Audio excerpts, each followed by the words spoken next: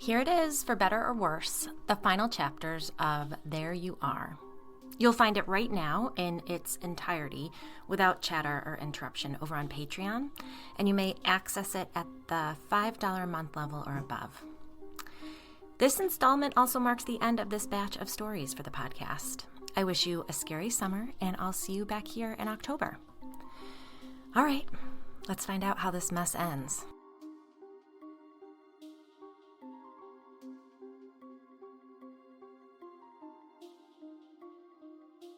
Chapter 14.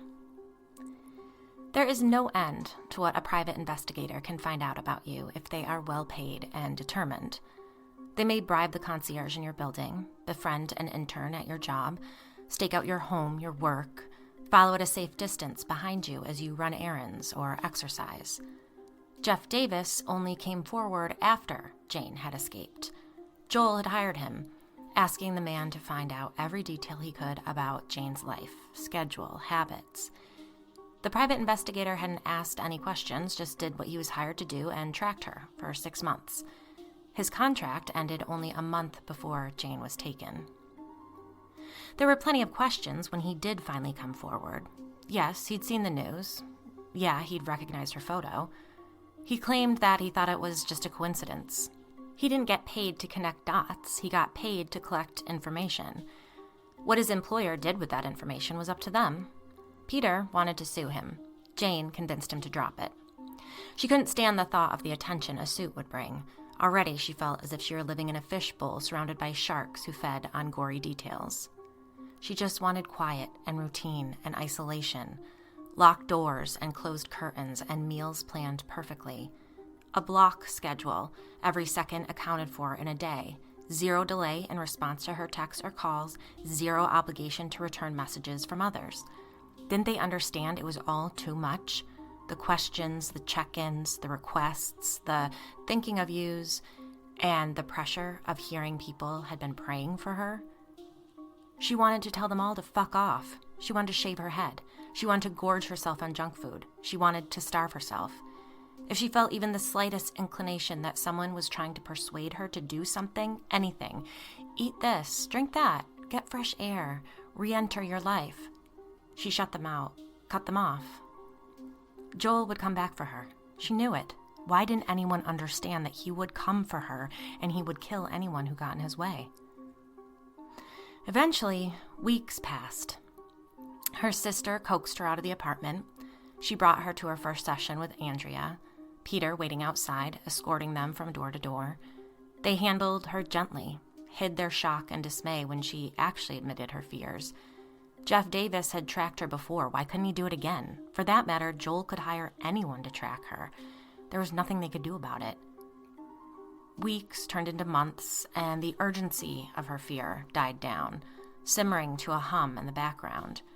Andrea helped her to see the possibility of a future beyond the walls of her apartment. She began responding to emails and text messages again. No one knew how awful the cabin had been, but those closest to her knew her, and they loved her, and they wanted her to stay with them. Their patient efforts kept her from carrying out her darkest thoughts. There were a handful of people she could trust. She leaned heavily on that truth because if she focused too long on the fact that there had been a madman behind the scenes of her life for over a year, tracking her every move, planning her future for her, pulling strings she didn't know existed, she would go mad. Peter's travel bag sat beside the front door. He stood at a window in the dining room watching for his ride. It was a 35-minute drive to the airport, a 1 hour and 20-minute flight to Syracuse, and another 56 minutes to Henderson, New York. Jane hadn't asked him where he was staying. As angry as she was terrified, frightened beyond reason. What if Joel was there? What if he went after Peter? It was irrational. Henderson would be the last place Joel would hide out, but still. Leaning against the kitchen counter, she scanned a text from Andrea, who'd reached out expressing concern over their last phone call. The therapist had sensed something was off and wanted to make sure Jane was all right. "My schedule's flexible today and tomorrow if you'd like to talk." Jane wasn't ready to share what was happening with Peter, and she certainly wasn't going to tell Andrea she'd seen the forest demon again. She sent a bland, "I'm totally fine, just tired from the move. response, then glanced out the window over the kitchen sink.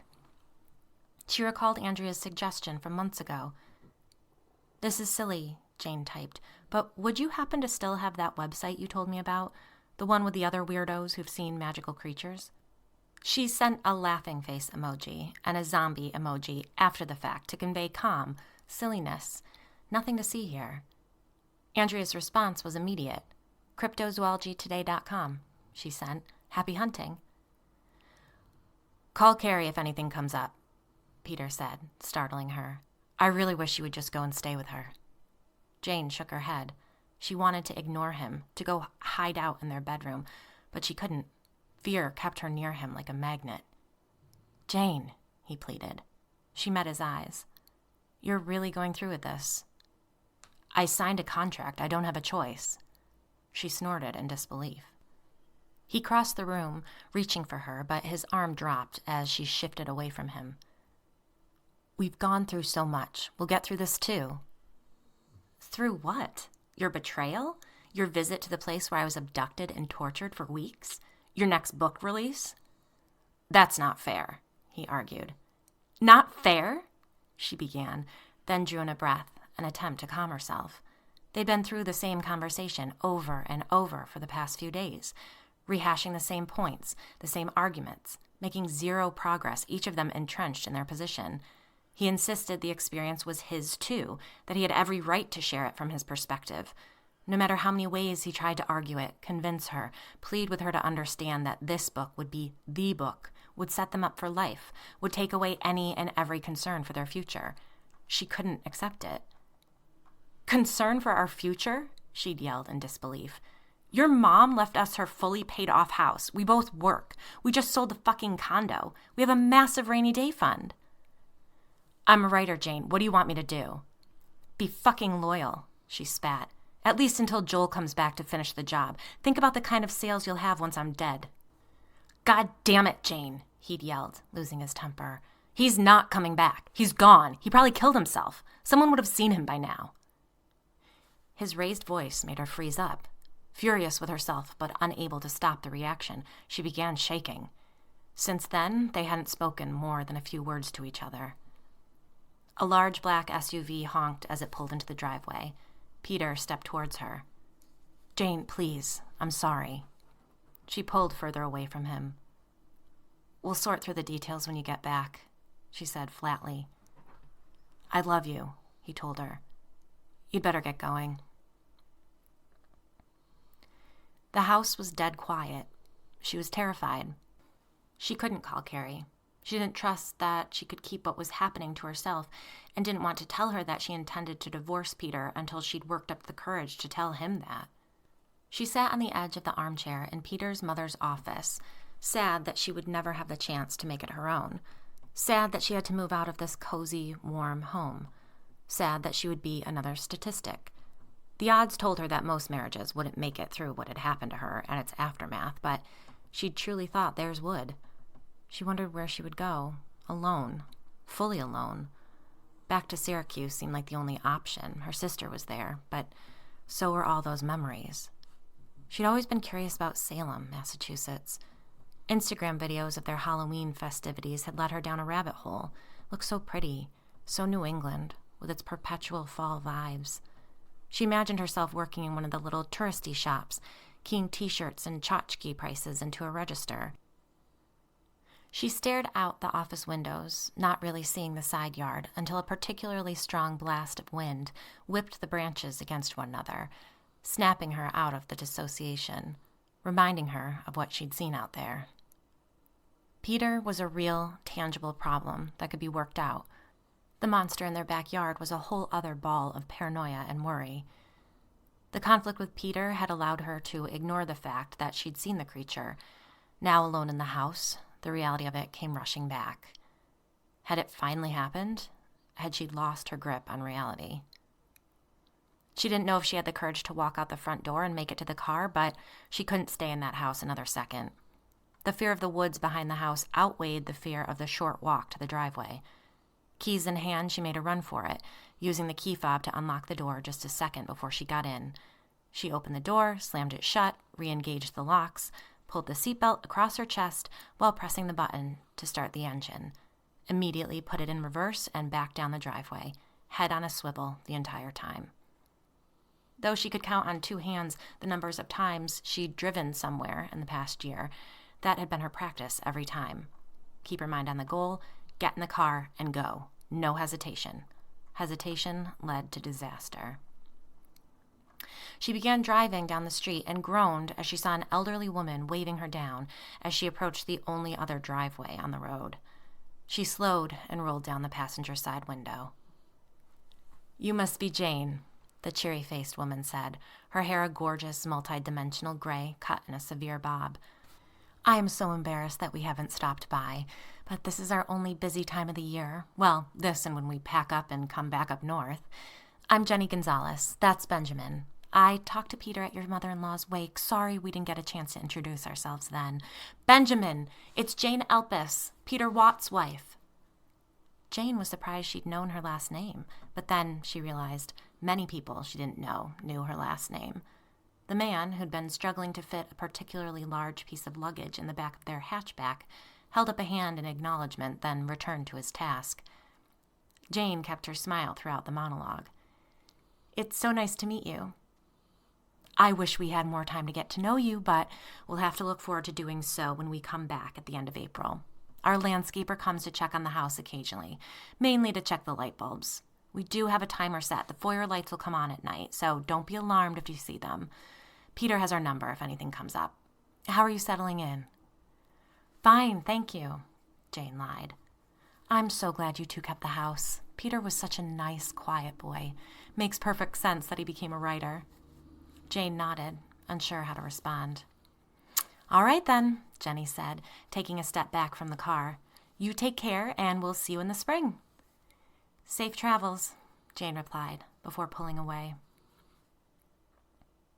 The only place Jane could think to go was Booker's. She considered going to the town library, but she hadn't visited it yet and didn't think she could handle an unfamiliar space. But as the restaurant came into view, she changed her mind, deciding instead to just return home and barricade herself in the bedroom. Unfortunately for her, Gabby was outside, tending to the autumn-themed window boxes out front.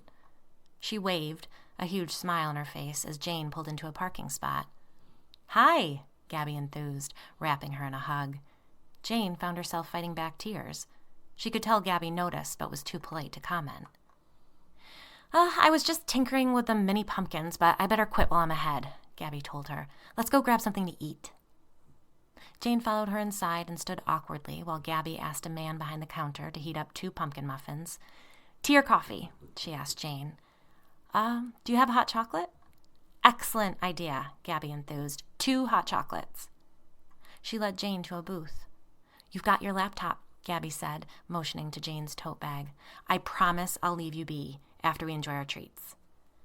"No, it's nice to have the company." Peter's traveling, right?" Noticing Jane's surprise, Gabby reassured her. "He's stopped by to tell us to keep an eye on you." "Oh," Jane said, unable to come up with any other comment. "Right, so what are you working on? I'm obsessed with podcasts. I haven't watched a second of those Bravo Housewives shows, but I devour podcasts that recap them. I can't explain it." Jane laughed, as a deep depression settled within her. Gabby was so genuinely herself, open and friendly, self-assured.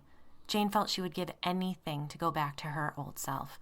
Before the abduction, she would have been able to connect with Gabby right away, keep up with a conversation, share something of herself. Now all she felt was disconnected from everyone and everything around her, adrift, alone, unable to break through the walls she'd built around herself. A young man delivered muffins and mugs of cocoa to their table. "Mia only bakes these in the fall," Gabby told her, peeling off the wrapper. "But my birthday's in August, and I ask for them instead of a birthday cake every year." Jane nibbled at the muffin and sipped from the pleasantly sturdy mug emblazoned with the Booker's logo. An awkward silence fell, which made her freeze up completely. Her mind went blank. She opened her mouth to say she liked the mug when a young woman approached the table. "Hi, Gabby. Sorry, I think I did that thing with the back door again. I can't get it open, and so much for my little treat break," Gabby laughed and slid out of the booth. I'll leave you to it. Jane opened her laptop, and though she felt she should be looking for available apartments in Syracuse, after a moment's hesitation, she typed in the website Andrea had given her. She scanned the predictably difficult-to-read welcome page with its white text against a forest green background. It was a table of contents of a sort, containing a list of paranormal creatures and topics. She felt overwhelmed, unsure where to begin. Banshees? No. Centaur? Nope. Demons? Probably not. The thing had helped her. Ghosts? No. Ghouls? Maybe. She clicked on the word, and a list of other links popped up. She clicked the first one labeled Ghoul Traits. Oh, dear, she muttered to herself, quickly closing the page. She made it down to the bottom of the list, but nothing seemed to suit. Frustrated, she did a Google search for forest monster. No. Forest demon. No. Creature in the forest that looks like a tree. Scanning the results, she came across a description of something called an elemental spirit. The beings apparently represented or were created from elemental energies, earth, air, fire, water. She clicked images. She sat back in her seat as the screen filled with the images of trees that held frighteningly human characteristics. One in particular looked terrifyingly similar to the monster she'd seen twice now. But how could it have followed me? She clicked the image and began scanning a poorly written description of elemental spirits. "Hey!" a voice said behind her. Jane screamed. "Oh, shit," Mia said, sliding into the booth across from her. "I'm so sorry. I shouldn't have snuck up on you like that. I hate when people do that to me." Jane shook her head, embarrassed. "No, sorry. I'm too on edge." "Tell me about it," Mia said kindly.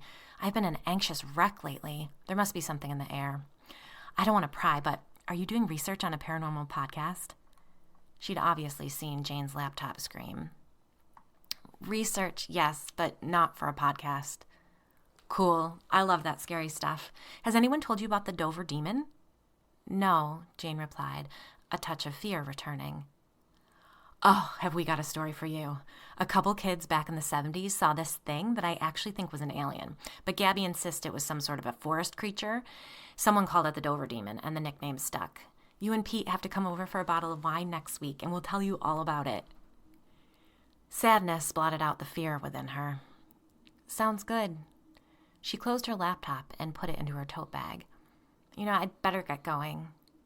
Mia nodded. Then, "Oh, I almost forgot. There was a guy here this weekend asking if we knew you." And just like that, the fear was back as a spike of utter terror shot through her chest. Keeping her voice as even as she could, she asked, "What did he look like?" Hefty guy, buzz cut, glasses." Jane felt only slight relief. Joel had been obsessed with staying trim, and vain as hell about his hair. But still, someone knew where she was. Someone had found her, and if they could, then why couldn't Joel? "Did he say what he wanted?" Mia shook her head. "I'm sorry, I don't want to overstep, but I got the feeling that he might be a journalist or something. He had that true crime vibe about him." "What did you tell him?" Mia smiled. "That we'd never met anyone by that name, but we'd keep an eye out. Gabby actually asked if he had a business card or something, but he said he didn't." Jane's mind raced. "Thanks," she managed. "No problem," Mia replied. "Fucking vultures. I can't even imagine how you'd put up with it." Jane met her eyes and found only kindness there. Not curiosity or ghoulish interest, just empathy.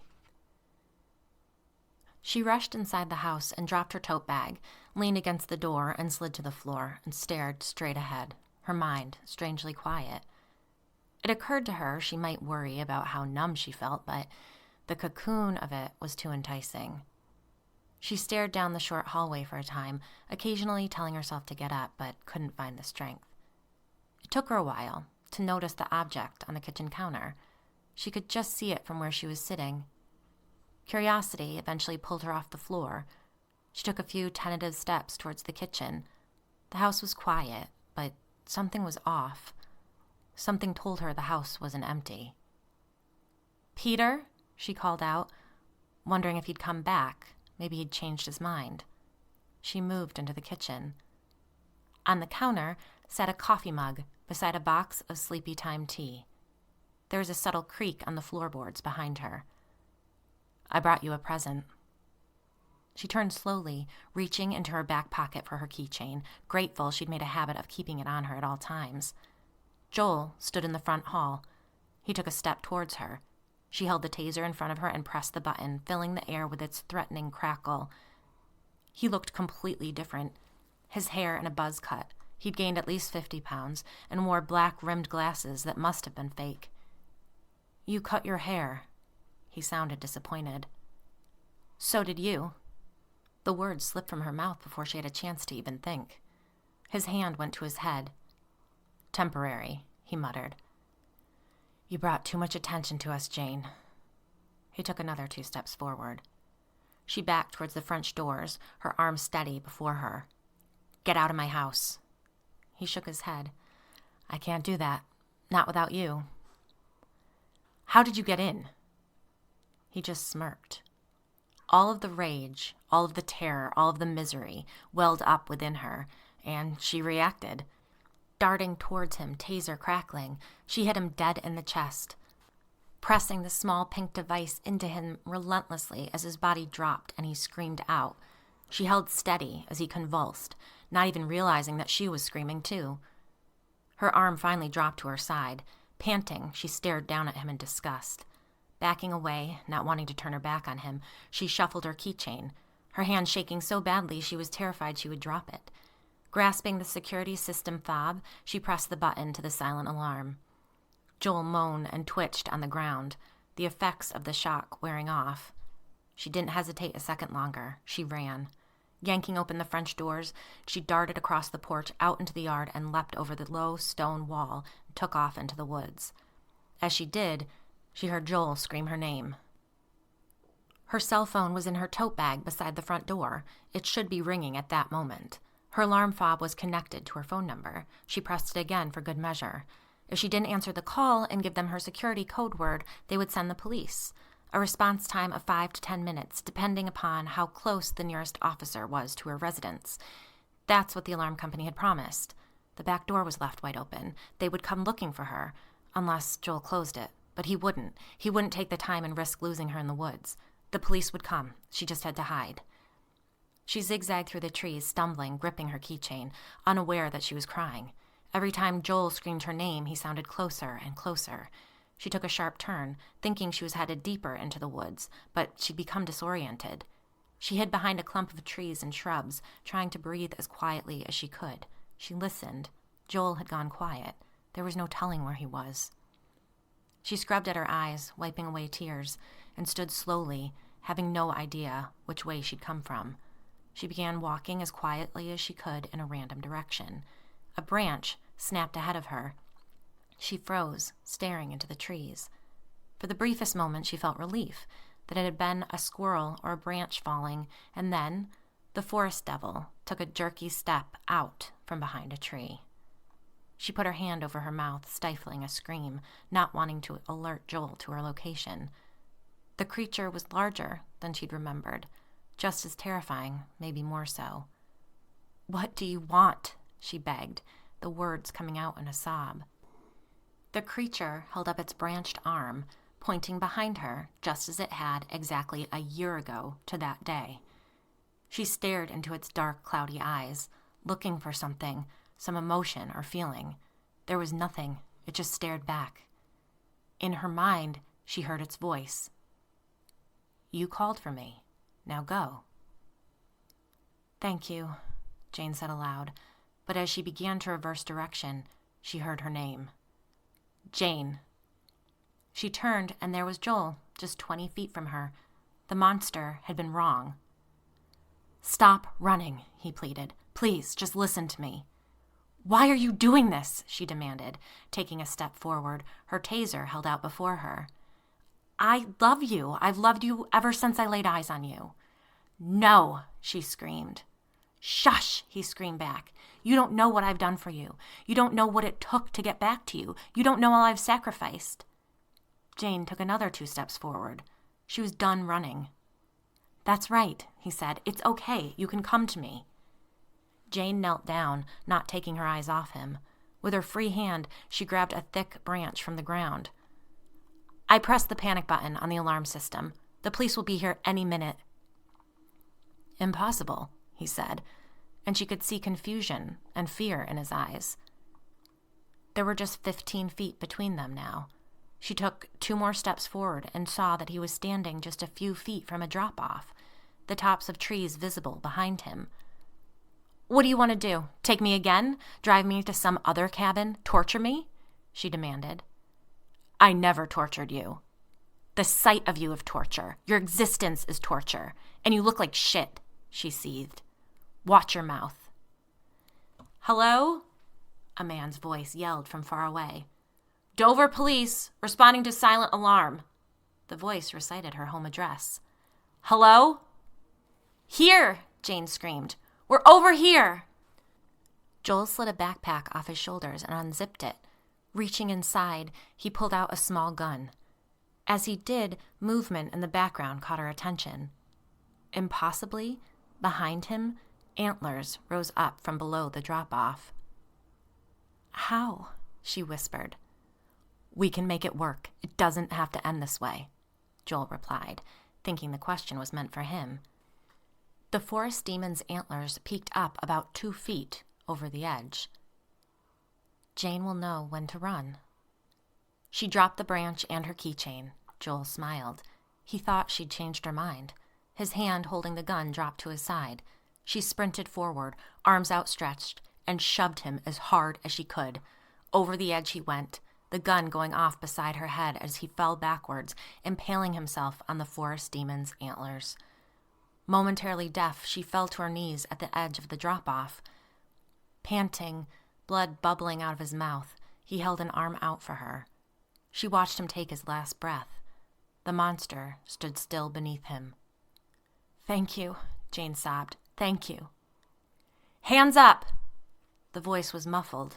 The gunshot had momentarily deafened her on one side. Drop your weapon. Put your hands up!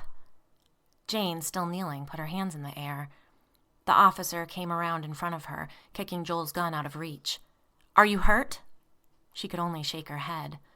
Finally, the man followed her gaze and looked down into the little valley, took one look at Joel, impaled on a dead tree, and bent over, retching. Epilogue. 3 months later, Peter sat at the kitchen table, reading through a pile of papers, the dim light from the foyer providing little illumination. He'd lost track of how many times he'd read through the report. The police had refused to release the documents, but luckily for Peter, Jeff Davis was easily motivated by money. The scumbag didn't even know it was Peter who was buying the documents from him. He'd approached him through a fake email account, posing as some true crime-obsessed fan. The bastard. If he'd come forward when Jane had gone missing, it would have saved Peter hours of interrogation. But if they'd found any connection between them, there would have been more questions. It had been hard enough to conceal his interactions with Joel. At least you could say one thing for the guy.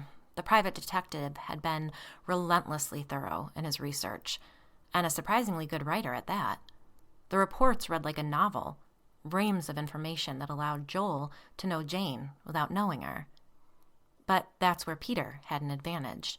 He knew Jane better than anyone else in the world. His eyes ached from the strain of reading in the low light. He got up and moved through the foyer to the living room window, careful to stay in the shadows, and peered out at the house he grew up in, knowing it like the back of his hand. The motion lights over the garage were on, as was the lantern over the front door. He could just see the glow of the little green light above the doorbell camera. She would have the alarm activated at all times. Of course she would. But he knew that system like the back of his hand as well. He'd been there to see it installed, when Jane thought he was on another expedition to collect information about a non-existent story. He didn't think she would have the password or code changed. She hated talking to service people, her paranoia making her suspicious, even when people were trying to help her. I mean, who could blame her? The Gonzalezes would be in Florida for about 3 more months. He'd reached out to let them know he'd be happy to keep an eye on the house, change the light bulbs if they went out. No need to hire someone for the job. After all, he was just right next door. Easy peasy. They'd happily given him the code to the garage so he could access the house. For appearances, he maintained an apartment in nearby Wellesley, but Peter slept every night at the Gonzalez house, cutting through the woods in the evening from a little-used entry to Hale Reservation walking trails, where he'd parked his car, coming and going as he pleased. The trail dumped him at the top of the street. It was simple to move through the woods to the backyard unseen. Over the past months, he'd conducted a post-mortem. His plan had gone off the rails, and he was finally beginning to understand why. Joel had become obsessed. That wasn't supposed to happen. Peter understood why Joel fell for her. He'd done so as well, but since he'd known her, she'd wasted her potential, her natural charisma. She valued comfort more than success. It was a shame. She just needed guidance. Despite her weak attempts to stop it, his book was due for release in the fall. The abduction made her famous. This book would make her a star.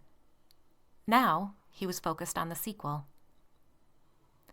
Across the yard, past the doorbell, through the security system's false assurance of safety, upstairs in Peter's childhood home, Jane lay in bed fast asleep, dreaming of her move to Salem, blissfully unaware that again, a man was making terrible plans for her future.